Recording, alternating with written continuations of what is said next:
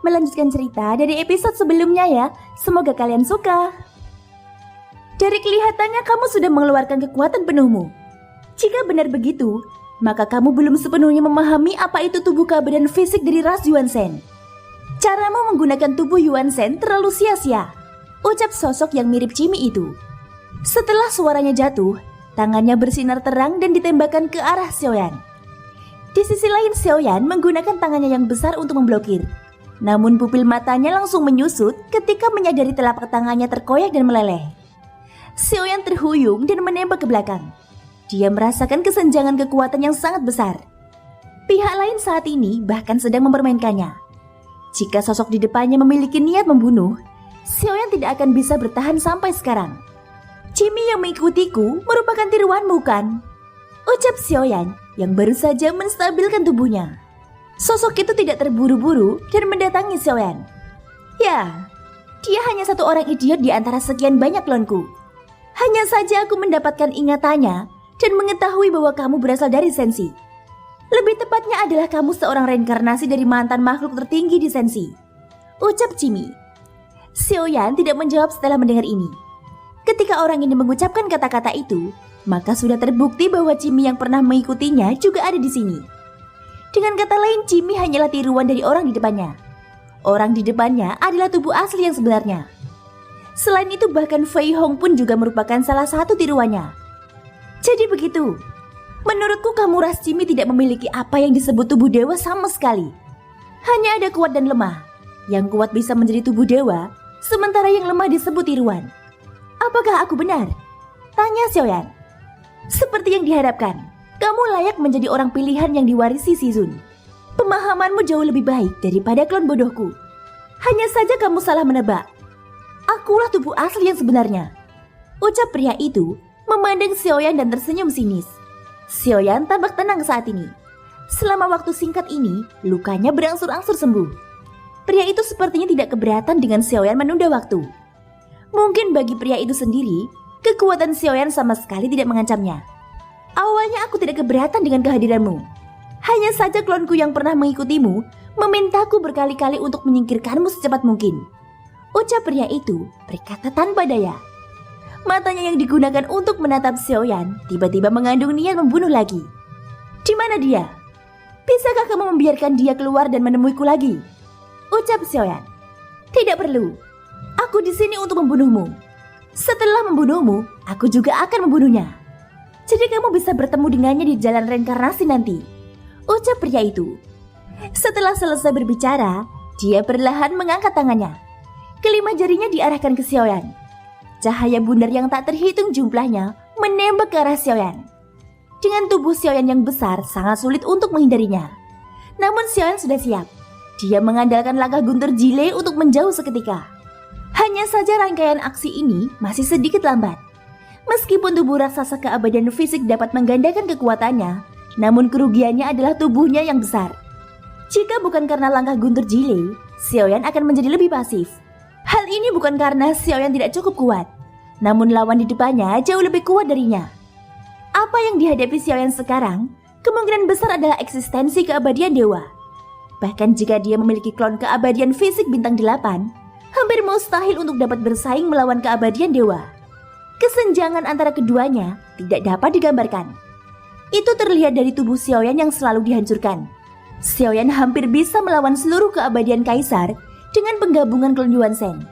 Dengan kekuatan penuhnya, bahkan langkah ke-9 sangat sulit untuk melenyapkan Xiaoyan. Namun pria di depannya tampaknya sangat mudah untuk menembus tubuhnya. Pihak lain hanya perlu mengambil tindakan sesuka hati untuk menghancurkan tubuh kuat Xiaoyan. Kekuatan semacam ini sudah menunjukkan tingkat kekuatan yang dimilikinya. Ini jelas bukan sesuatu yang bisa dilakukan oleh keabadian kaisar. Pada saat ini pria itu menggunakan jarinya dan menunjuk ke arah Xiaoyan. Kekuatan cahaya yang ditembakkan sudah langsung menciptakan lubang berdarah di tubuh Xiaoyan. Seluruh udara dipenuhi dengan daging dan darah Xiaoyan yang meledak. Xiaoyan mengatupkan giginya. Dengan bantuan kecepatan pemulihan dari tubuh keabadian fisik, dia masih mengayunkan tangan emasnya dan memukuli pria itu.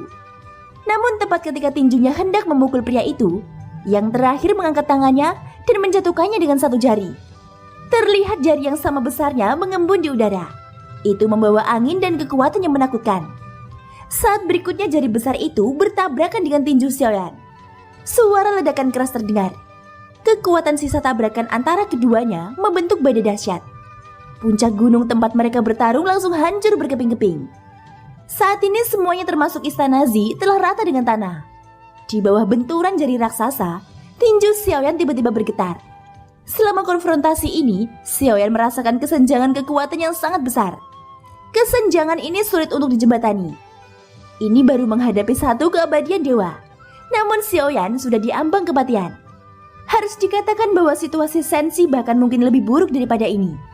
Jika dia tidak bisa melewati krisis semacam ini, lalu kualifikasi apa yang dia miliki untuk menghadapi Taisu nanti? Hanya pada saat inilah Xiaoyan menyadari kesenjangan keabadian kaisar dan keabadian dewa. Apakah ratu baik-baik saja atau tidak? Kembali ke Senshi tanpa kekuatan keabadian dewa hanya akan membuat malapetaka. Xiaoyan meraung keras, mencoba yang terbaik untuk melawan. Namun sulit untuk menghilangkan kekuatan jari raksasa ini. 5 jari Xiaoyan mengeluarkan bunyi klik. Dia dapat mendengar suara retakan di dalamnya.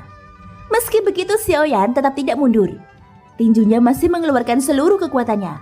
Walaupun Xiaoyan tahu dia kalah, tapi tidak ada niat di hatinya untuk mundur.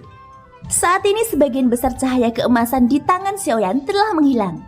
Kekuatannya sudah melemah, namun dia masih tidak goyang sedikit pun. Sampai kepalan tangannya sudah tidak berbentuk lagi.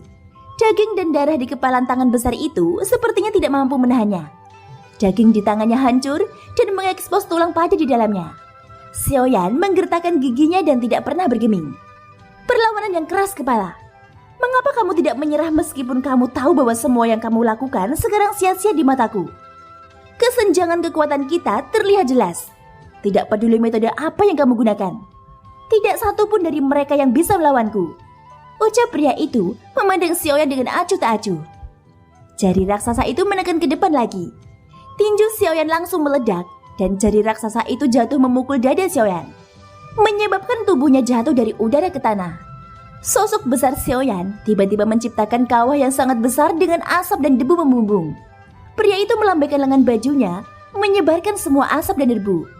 Baru kemudian mengungkapkan lubang besar dengan sosok Xiaoyan yang berlumuran darah. Serangan jari raksasa hampir menghancurkan tubuh Xiaoyan. Xiaoyan yang kembali menjadi tubuh normalnya hampir tak sadarkan diri dalam genangan darah. Mata sedikit tertutup dan sepertinya tidak bernafas.